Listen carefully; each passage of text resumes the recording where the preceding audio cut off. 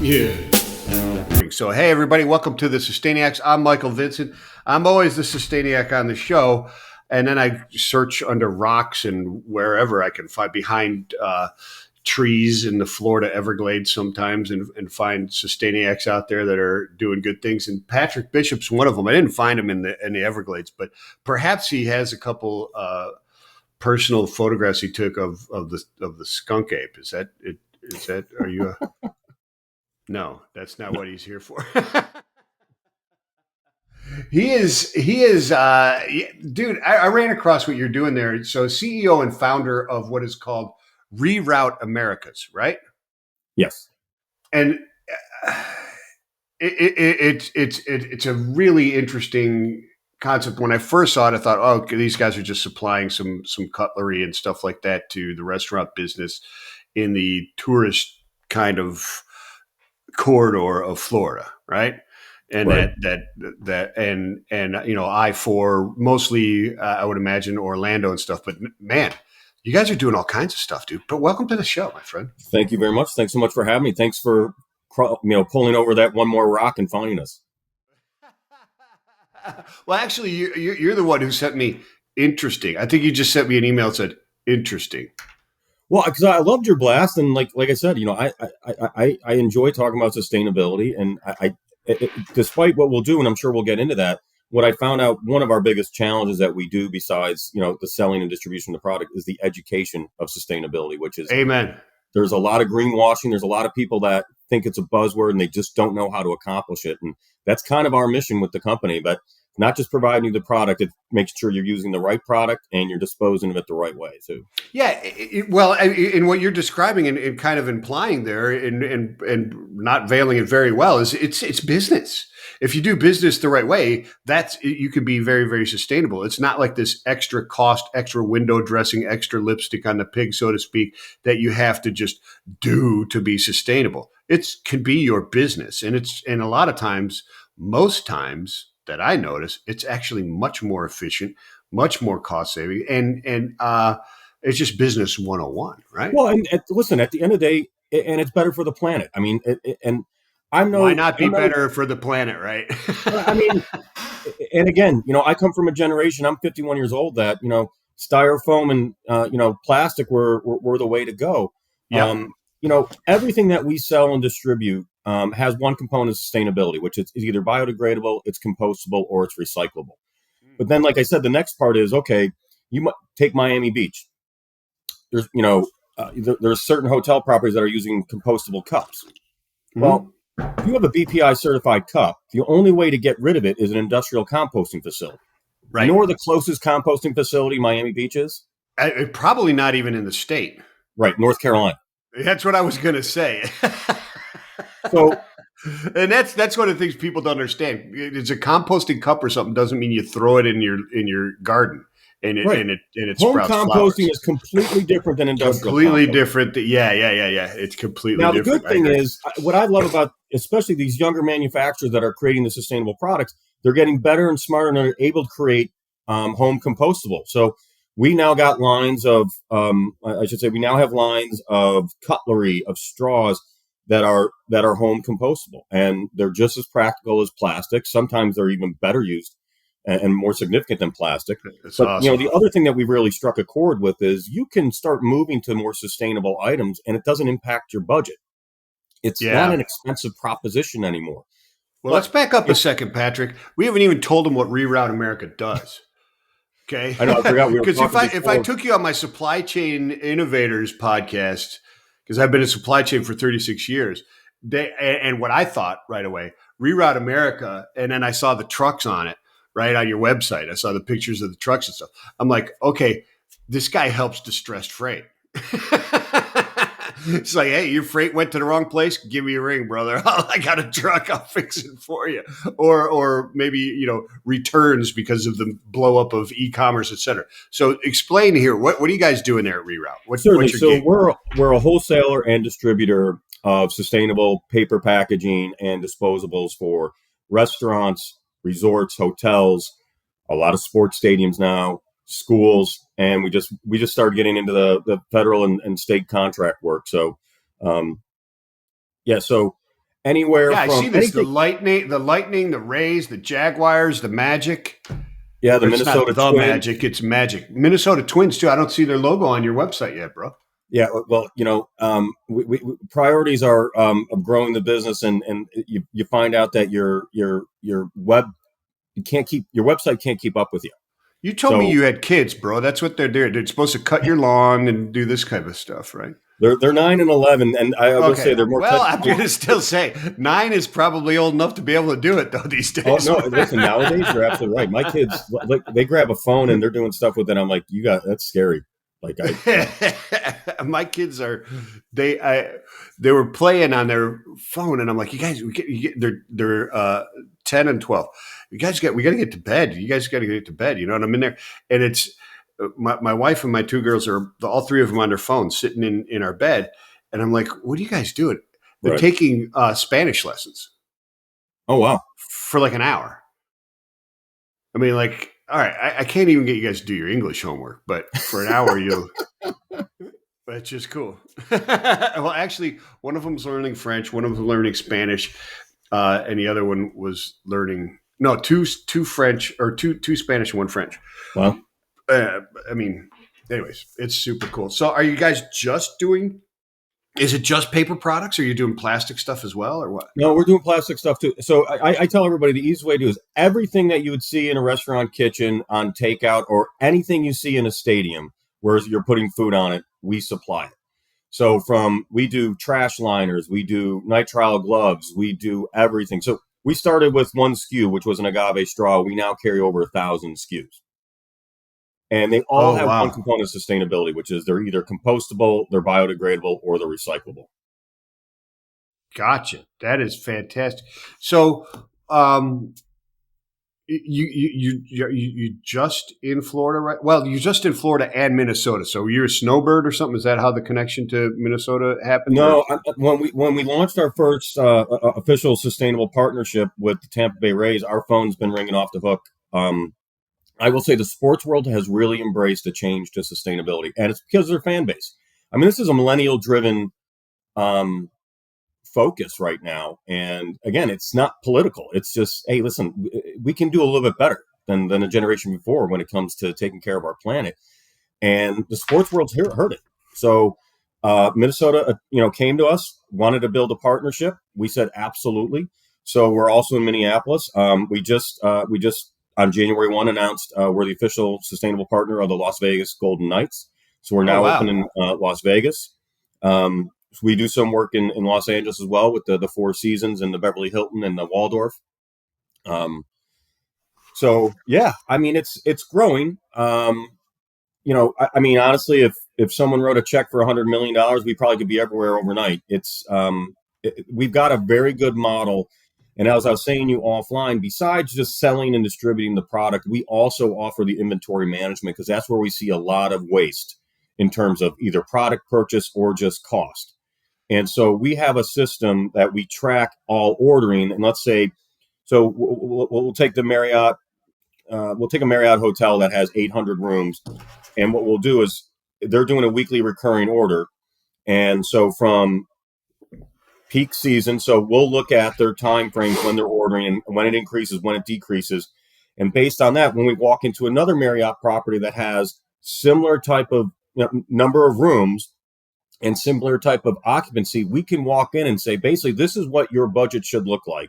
This is what your ordering should look like. It's AI predictive index. And so we'll get on a weekly cycle with that. And then it'll alert us, if all of a sudden there's a huge spike, it's going to trigger us. Why is there a huge spike? Is it because occupancy went up? And if occupancy is going up, then the orders will increase, right? Because there's more people at the property. So it's a different model than your traditional distributors. And we work directly with the manufacturers as well. So there's no middleman. There's no one touching the middle of it. And that's why we're extremely cost competitive, because we take it into our own warehouses, we sell it, and then distribute it to you. So it's not third party. That's a very interesting aspect to it, because the seasonality of the hospitality industry, HRM is really it's different everywhere, right? Right. The seasonality in Minnesota is different, obviously, than Orlando or Naples or Miami or Key West or whatever it happens to be, right?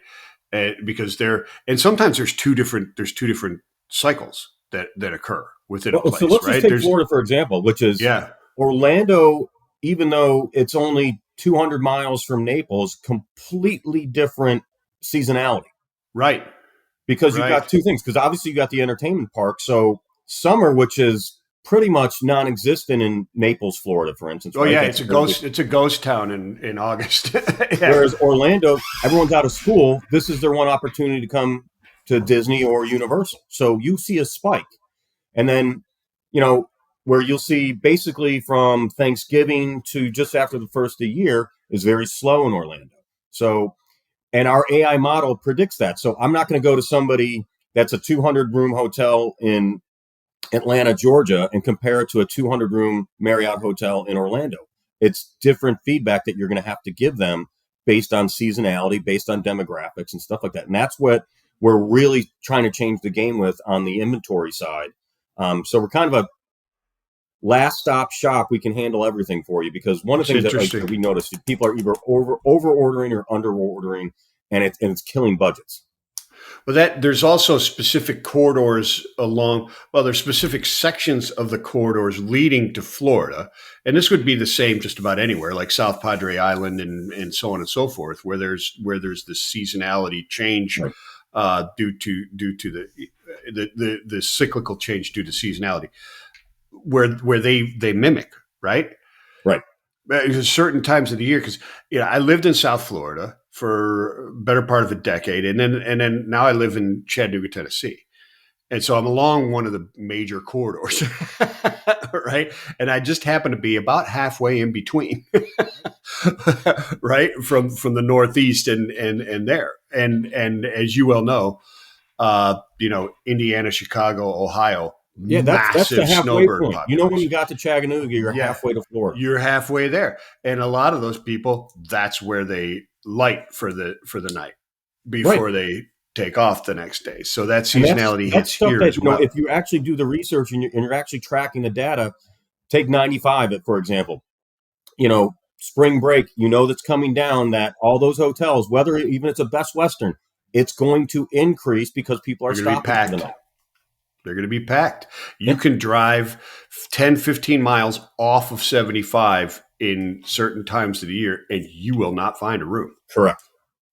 And you're not going to. You might as well just suck it up, buttercup, and keep on plowing because Right. if you didn't have a reservation, you ain't finding a room. Well, that data is During helpful those for us too, because we're not over ordering and overstocking our warehouses too. Right. Well, So, right. Well, it helps everybody because yeah. inventory waste has got to be a real thing, right? I Oh, mean, it is, it doesn't without a get doubt. used to, right? And so you have shrinkage and you have intentional waste where you got to send it to a B market or dump it, right? You just can't have Well, and listen, we're a inventory. for-profit business. If it sits on my shelves too long, I'm losing money on it. Right. That's what I'm saying. I mean, Right. you guys, yeah, the inventory management is huge because just because you got a warehouse of stuff doesn't say, well, I'll just sell it next year. And it's not how it happens. It's not how it works. It's very, very interesting. Do you, so in the plastic part, why did you wake up one day and go, you know what? Agave straws. These are fantastic. Or what were you in Tijuana and you had one or what occurred? Close. What happened to Close. Patrick? So I'll tell you what happened. So it's kind of the end of COVID, and we had planned a guy's golf trip to Pebble Beach, and actually one of my buddies that was on the trip loves telling the story that it's still kind of COVID-y, like it's very masky and stuff like that. So the Bloody Mary bar at Spanish Bay was kind of serve yourself, and so I grabbed one of these straws, and it kind of felt like plastic, but it didn't, and it looked natural, and so I said to the bartender, I go, "Can I ask you what is this?" She goes, "Oh, that's made from agave." And I said, "Agave, like the tequila?" She goes, "Yeah." I go, "Oh." She's like, "We can't have plastic in California." I said, "Yeah, but it feels like plastic." She goes, "No, it's biodegradable." I said, "Well, who makes it?" And she's like, "Why are you asking so many questions?" And so, why are you bothering me? What's the matter? so Are you the police? the story goes that I then chased her down into the stock room. I took a picture of the box. I get back to Naples, Florida. I tracked down the two owners, two young guys in Mexico. One went to USC, one went to SMU, that started an agave straw business. Call them up on the phone.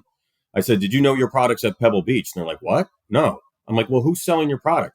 "Well, we have this guy in Texas, but he does what he." And I'm like, "Okay, listen, where are you guys?" And they said, "Monterrey, Mexico." And I said, "All right, I'm going to fly over. We're going to have breakfast tomorrow." They're like, "What?" I said, "Yeah." So I sat down, had breakfast with them, and kind of we worked out a deal. I called my business partner, and I kind of said, "Hey, I'm thinking about doing something, but let me make one more phone call." And he goes, "Okay, whatever." And so a good friend of mine used to be the president of the Cheesecake Factory. His name's Peter D'Amelio. Oh, wow. So I kind of told him about this, and he goes, "Patrick, let me tell you something. Two things are going on. All the supplies out of China, because of the ports, are being shut down. Restaurants don't know what they're getting week to week because it's only what you can get in. But more importantly, there's going to be a big push on sustainability. And if you could be in the front of it, it's the way this industry needs to go." Yeah. That was enough convincing for me. I talked to my partner, Dave, sold my house. Him and his father put money in. We bought our first truck of agave, didn't have one client, hired a sales guy to work with us, and we went out selling agave straws. And then then they came out with an agave cutlery line, which is our best selling product. It's phenomenal. It cuts a steak. It's unique. It looks great. And from that, we built relationships with our partners and our clients that they're like, "Well, can you guys do this? Can you guys do this?" And so we looked at everything. So like I said, our goal in the company is to have every product has one component of sustainability. We won't touch styrofoam. It's the worst thing on the planet. I go to enough water cleanups and you just see that shit floating everywhere. Excuse my language. It's just awful. It is. And so, we won't touch it. And, if you were going to ask me what's one thing as a business owner I could do today to make an impact, it's like, stop using styrofoam. Just stop that. You made an impact right then and there. Right. And so the whole mission at ReRoute is to move the needle.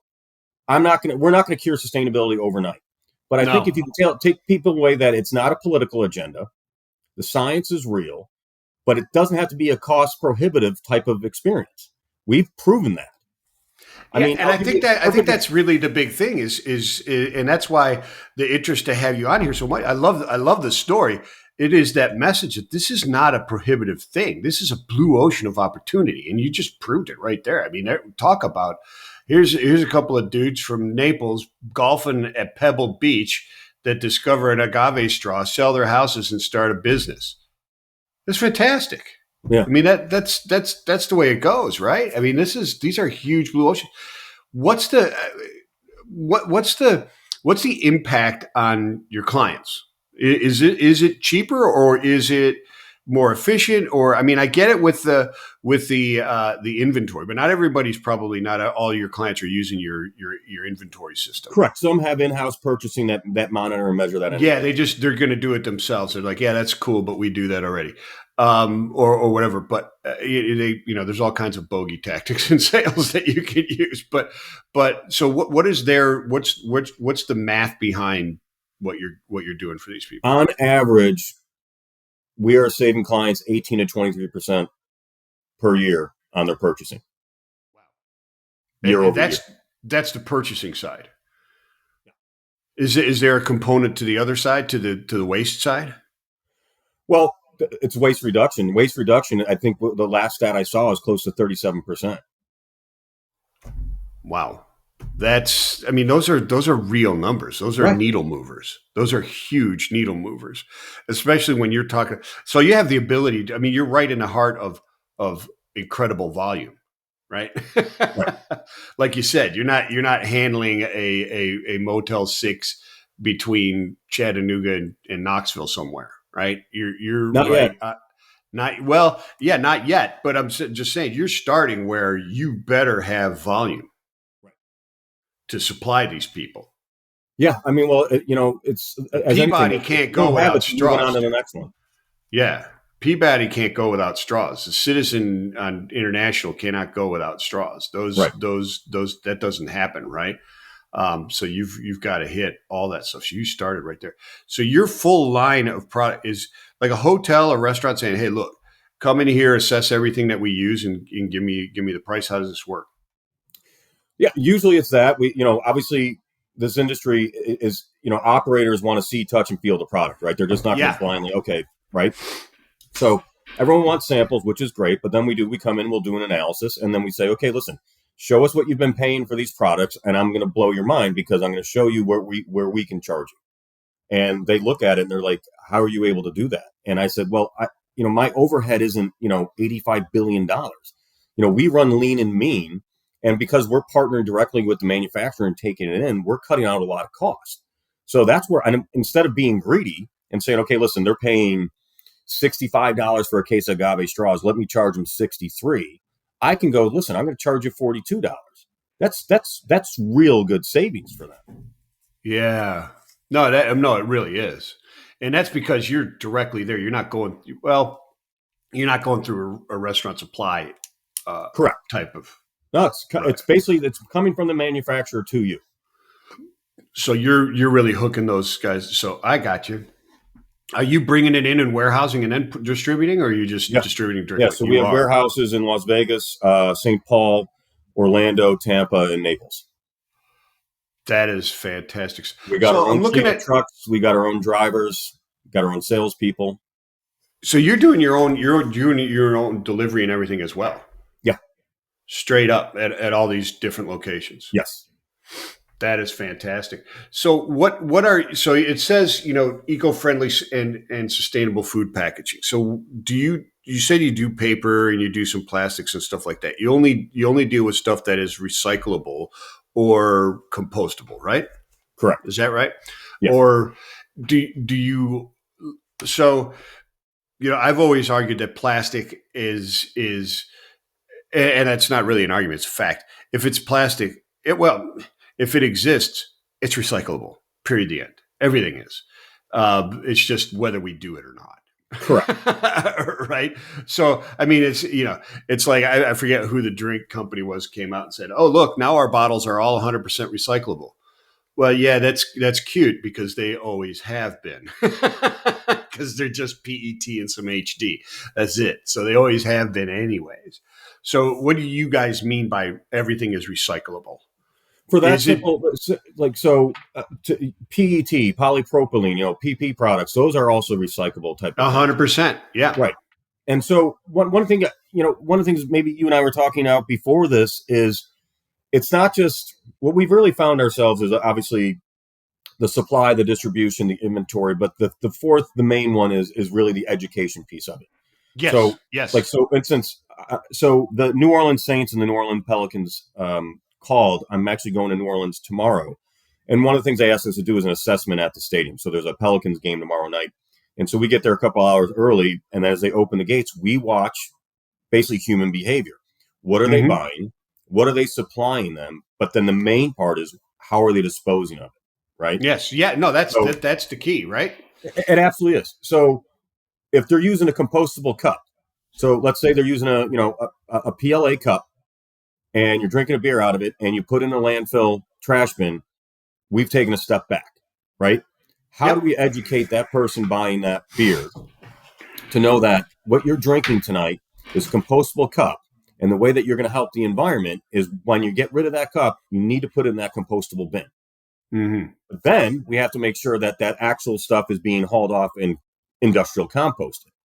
And as I was telling you earlier, you can't, if you have a PLA cup in Florida and they're saying this is composting, that is the definition of greenwashing because they're not doing it. You have to go up to North Carolina to get rid of it, and no one's doing that. It's too expensive a proposition. Yeah, you're sending relatively worthless materials. What you're shipping? It is, and it's expensive. About 700 miles or so. Yeah, and it's an expensive product to start with. Yeah, I mean, I see PLA at times 2-to-1 over a PET cup. Now, the average person, maybe they don't know the difference between PLA and PET. You're not going to know because they feel the same. Now, if you're in a 110-degree day, you're going to know because your PLA cup's going to start to melt, literally, right? Yeah. So, the education piece of it, and that's where, we've walked into properties saying, guys, first of all, I can tell you right now, we're going to save you money because you shouldn't be buying PLA cups. You're not getting rid of them properly. So let's get the right cup. You're not doing yourself any favors with it. Yeah. Well, and again, it's because, not the education piece it of would be better. It would be better to just buy a PET than a PLA if because you can get the PET, you can get recycled just about anywhere. Correct. Well, Yeah. as the stat would say, you have a 6 to 7% chance of it actually getting recycled. With a PLA cup, it can't be recycled. And if it goes in a landfill, it's going to sit there for 1,000 years because it needs oxygen to break down. And landfills by nature do not have oxygen. 6 to 7% still sucks, but it's better than zero. Hey, and as long as you keep moving the needle, who knows? In 5 years, maybe we get it up to 10. And I do think this younger generation, this millennial generation, they're taking it as a mission. I do see those numbers improving. Well, and those numbers are improving, and don't discount what you're doing. The younger generations care because you continue to push forward, right?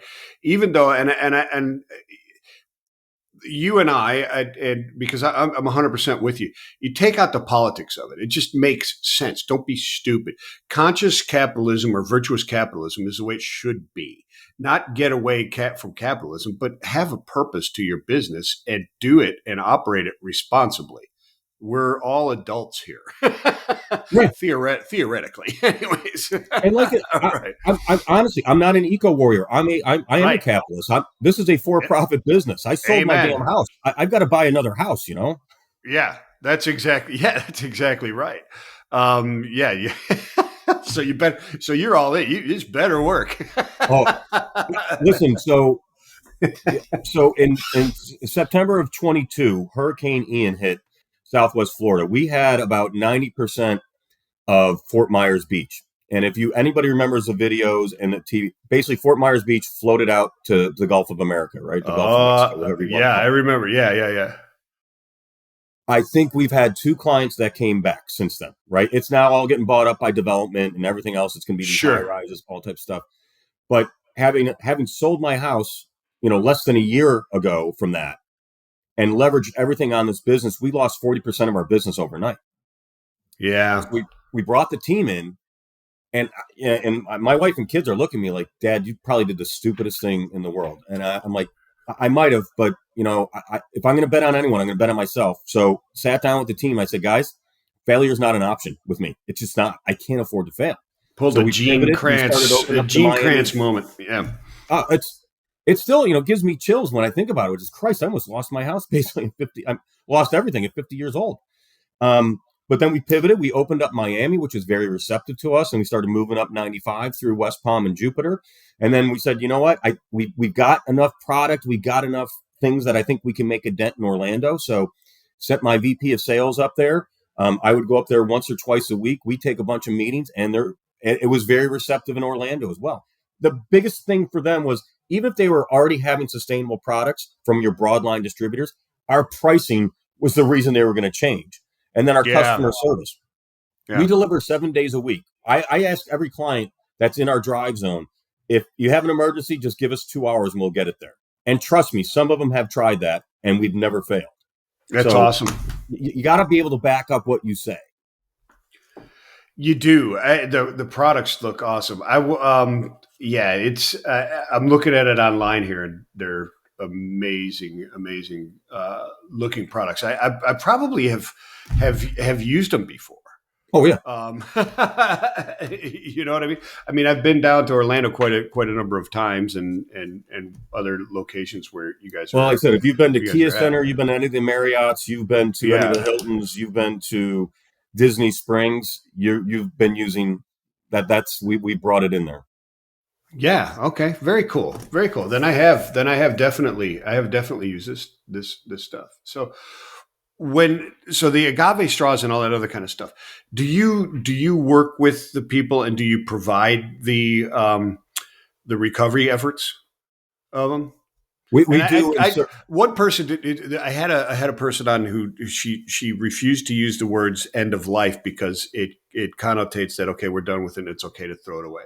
So she's already trying to change that language to, hey, it's a resource, it's a recoverable resource, right?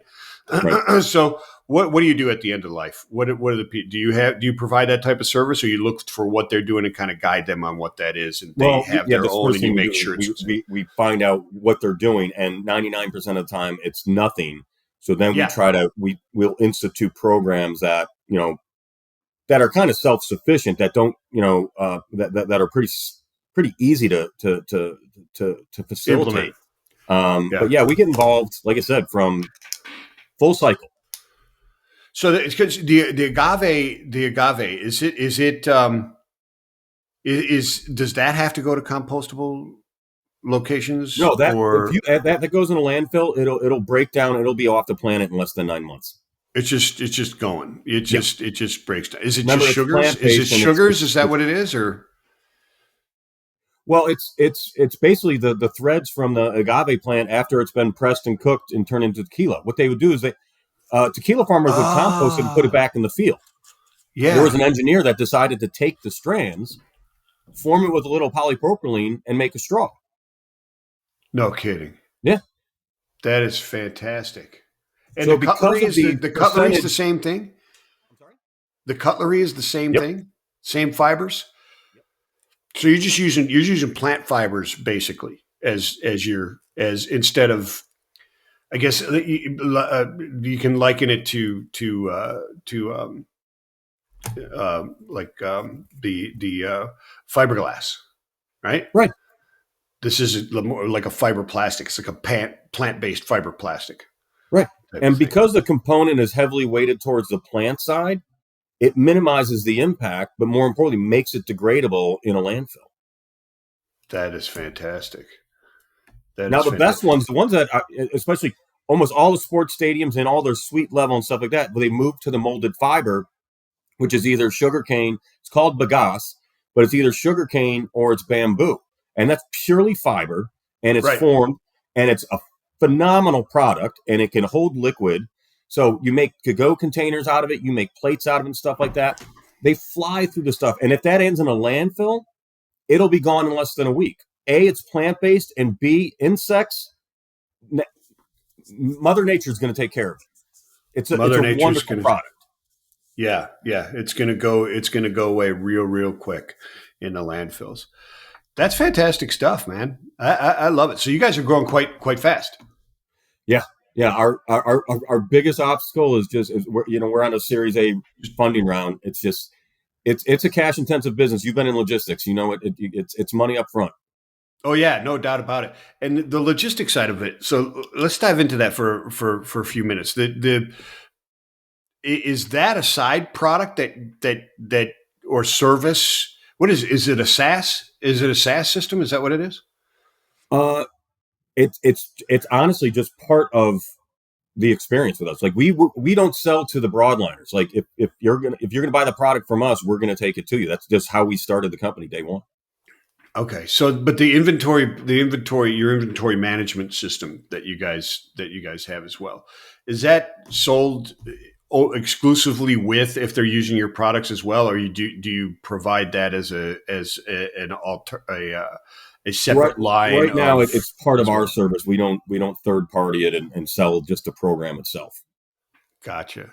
What about international? Are you guys looking to go international? Are you probably good? We've had a lot of calls, right?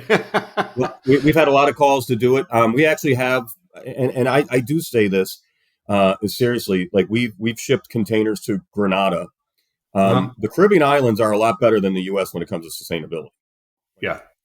Everything needs to be compostable and it needs to be certified. They won't open the doors on a cargo ship if they have an inkling that it might be just traditional plastic and not compostable. Is that true throughout the entire Caribbean? For the most part. Is that right? That's crazy. I didn't know that. That's so we're awesome. doing some Caribbean work, and I know Hawaii is considered the United States, but we also consider that international because you can appreciate from logistics. It is a logistics issue getting stuff to Hawaii. So we've got several opportunities. We just have to figure out the logistics to make sure that we can do it and do it efficiently if we're going to make that move. But Las Vegas for us is kind of the beachhead for the West Coast. Because it gives us access to our existing accounts in Southern California, allows us to branch up to Northern California. And if anybody's familiar with Las Vegas to LA is only 4 hours, so you can service it from a major distribution center in Vegas, which is unfortunately or fortunately, however you want to look at it, is a lot less expensive proposition than having the operations in Southern California. Yeah, definitely. No doubt about it. That's fantastic stuff. I look forward to you guys going nationwide, so to speak, even further than you guys already are, and international would be fantastic. I love what you guys are up to, man. No, I appreciate it, man. I appreciate the opportunity. And like I said, I tell everybody, so at the Orlando Magic game, they had this Go Green night that, featured ReRoute, and I was able to do some speaking on some videos. And the whole purpose behind that and what the Magic really wanted to do, which is, educate the fan base about the products they're using tonight and then the proper way to dispose of them. And I said, if 10 people got that message and they didn't understand it before, but now they do, we've made a difference, right? And it's like, it's all about moving the needle. 100%. So do you continue to promote that education at the venues where your products are used? Yes. You do. So even at like the different resorts and that type of stuff. Yes. Yeah. Cause it like you said before, I mean, well, the recyclables and the compostables that have to go to certain locations, it's only as good as the collection of those materials at the end, right? It doesn't matter if what they're made out of. If it doesn't get to the right place, you might as well not have done anything, right? I mean, even the paper products, et cetera, that type of stuff going into a landfill. Yeah, they degrade eventually, but they also cause a lot of methane and stuff, which is 98 times worse than CO2 and so on and so forth, right? It may be shorter lived, but it's a heck of a lot worse. But the continuing the education part, do you go to schools? Do you do community outreaches and that type of stuff to try and promote it? Matter of fact, so with all of our sports partnerships, one of the things that we write into every contract is we do have to have a community engagement with that team. And it's all about the education and the message. So like with the Orlando Magic, we do a cleanup of an area that has heavy waste. And it's interesting, even the players get into it. And, like I said, people are mesmerized once they start learning the facts and just the little things you can do to have an impact. Well, I think one of the most important thing is, like you said, you don't have to be this eco warrior, or back in the day, you and I are a very similar age, being a tree hugger, as they used to call them back in the day, right? You're not eating grape nuts in the middle of a field type of person, correct? Right? I still wear deodorant and shower every day, right? Exactly. You're not chaining yourself to a bulldozer or anything like that. You're actually, or chaining yourself to the goalposts in the end zone until they switch to compostable cutlery. Right. I will say that's kind of, listen, a lot of these larger corporations have these mandates and agendas about going sustainable and stuff like that. And a lot of them just don't know how to accomplish it or how to do it. Or sometimes it's just, hey, listen, let's get our stockholders off our back. But I'm really impressed the way the sports world has really engaged sustainability. I mean, if I gave you a list, I almost can guarantee you over the last 18 months, we've probably heard from every professional sports team in America.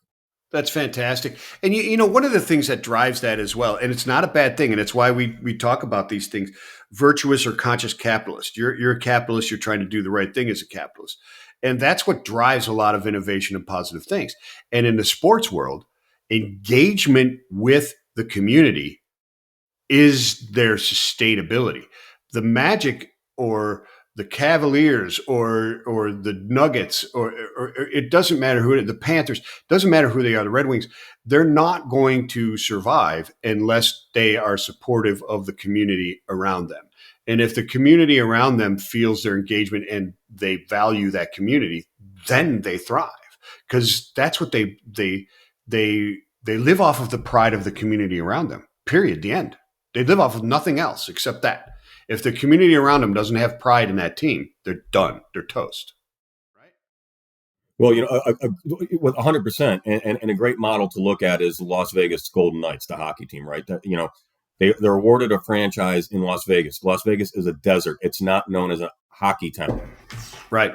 They were so smart in their engagement of the community. And again, I say this, and they're our corporate partner. I do tell them, I'm like, doesn't hurt you went to the Stanley Cup Finals in your first year. right? That No, doesn't hurt you. doesn't hurt at all. Doesn't hurt at all. But the way they've engaged the community, it is a great white paper to read about success in the sports world. And then on top of that, listening to your fan base about getting more sustainable products in your arenas. And okay, who does that? Now, that's the feedback we've always gotten is like, Patrick, we try to find another company that does what you do. Now, you can go online and buy a product, right? And it's going to ship through Amazon. But at a mass distribution level, there isn't someone that promotes sustainable products that sells them and delivers them to your door like us. And that's where the difference maker is for us. So, hey, listen, you can go online. We all know you can buy agave straws online. But if you're a major arena, you're not going to survive in that model. So you need a distribution model and someone that's willing to sell it and bring it to you. And that's where we fit in. Yeah, you're more of you're more than just a source. You're a true partnership in what is going on there and helping them plan that out. That's fantastic stuff. Is who needs to reach out to you, or do you have too many people reaching out to you right now? No. Listen, I hope the day comes that we have enough business, but but that means we would have solved the issue, and that's not. I don't think that's going to happen in my lifetime, but I do think we're trending in the right direction. But yeah, so the best way to reach us is a simple email, info@ReRouteAmericas.com. I'm more than happy to give my personal cell phone because anybody that knows me, I'm insane with my work hours and my work ethic. I was mentored by a phenomenal person named John Fish, who started and runs Suffolk Construction Company. We would have our first meetings at 4:50 in the morning. It was all about efficiency. So I'm in the office by 4 a.m. I work until I come home for dinner. But my mission and my goal is I get back to everyone within 24 hours. So feel free to email, and the email will get routed to the appropriate person to contact you. But you also can contact me directly at 239-778-6095. Yeah, and I will verify that's a South Florida phone number for sure. 239. Yeah, it is. That definitely is. That's coming from Collier Boulevard or something. Maybe Fifth Avenue. You never know. That's fantastic stuff. Hey, Patrick, thank you so much for your time. Everybody, check them out at ReRouteAmericas.com. There's an S at the end of that. ReRouteAmericas.com. Wholesale restaurant suppliers, what it says, but it's way more than that. Just dig through it. It's very cool stuff. Patrick, great story, man. It's a great story and a great effort. And thanks for letting get us our message out there too. Absolutely. Like I said, everything we can do to move the needle, I'm all for it. And I don't want to gloss over the fact that what you said is I wish someday we've had too much business because then we've made the impact. Because as big as you guys can possibly get, the TAM or the total addressable market is so big. There could be 10 of you out there and you're not going to run across each other much. You know what I'm saying? If you had every sports venue out there, right? What percentage of the waste plastic have you impacted? I mean, it's a great impact, but as a percentage of the whole, it's just a whole other blue ocean of stuff to go after. It's still like that. And we that's why, hey, guys, take inspiration from what Patrick has done. There's plenty of other, areas where this type of ingenuity and gumption and entrepreneurship and caring a little bit about how you go about your capitalism can be a positive impact. There's so many opportunities out there. It's awesome. It's awesome. The total addressable market just in disposables in the next 5 years is going to be growing north of $60 billion. Yeah, it's fairly decent size. And it's getting bigger. That's the issue. It's always growing. It's not a shrinking market by any means. No matter how many different efforts are out there. 7% year over year. Yeah. It's fantastic. Absolutely love it, Patrick. Thank you so much for being on. Everybody else, hey, thank you for tuning in and downloading the Sustainiacs. Hey, until next time, peace and love, everybody. Appreciate it.